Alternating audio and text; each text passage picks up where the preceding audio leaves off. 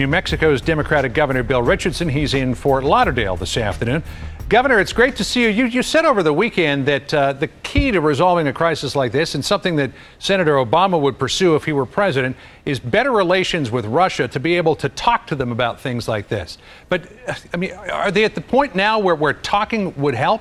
I'm wondering if by the time that Senator Obama or President Obama then got a chance to talk with President or Prime Minister Putin or President Medvedev, that they would already be taking over the country.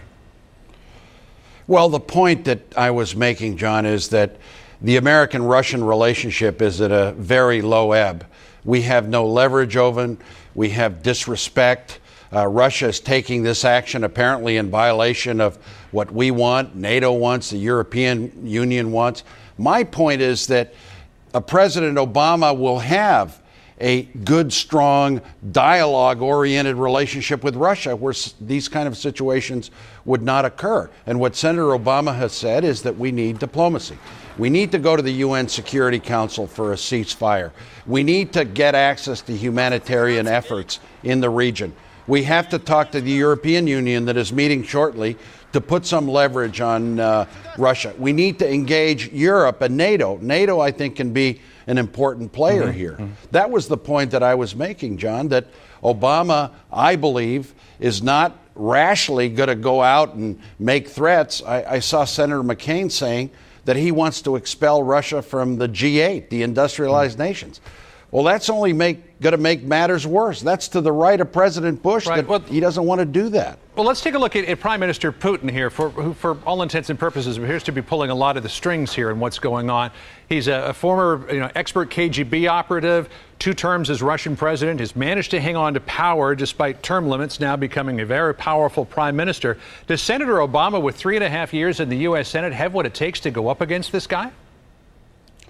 Well, the answer is yes, because he has the kind of judgment, he has the advisors, he has the knowledge internationally that what is key here is to build relationships, to build international support for our goals.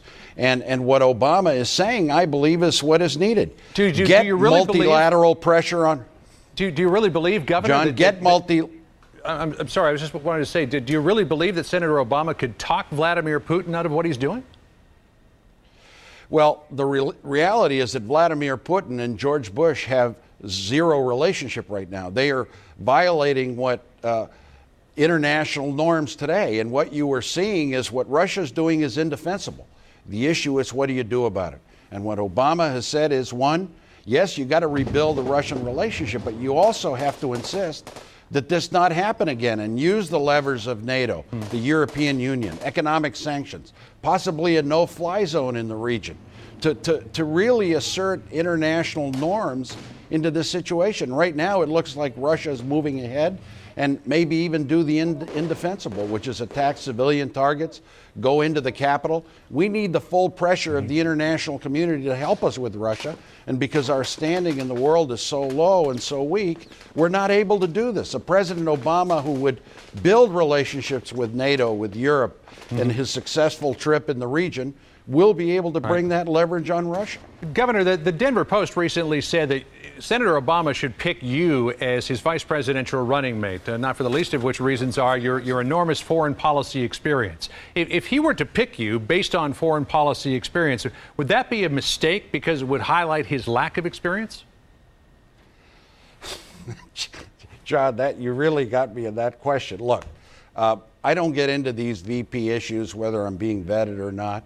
But I think the main criteria for a vice president is, one, yes, can such a person step in and be president, have the experience? Right. Number two, obviously it's important that there be a relationship of trust between the president and vice president. And third, yeah, I mean, if you can bring some substance and some electoral votes to the process, that helps too, John. But Governor, is it true that your resume, particularly on the foreign policy issue, is much deeper than his is?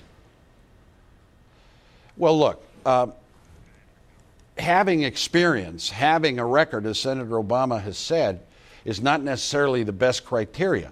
Look at all those that have supported this Iraqi war. I think Senator Obama had the judgment, had the values early on to see that this war was not working, was not in America's interest. And so far, I believe, look at the reaction he's had overseas, John, in foreign policy from Germany and Afghanistan and Iraq, the Iraqis government supporting his position on a withdrawal and a timetable. He has really sent a message that America is changing, that America wants to lead again morally, economically, be the beacon of hope that we were in the past. And a lot of internationalists see Obama as that, and I think the American people are going to see that too.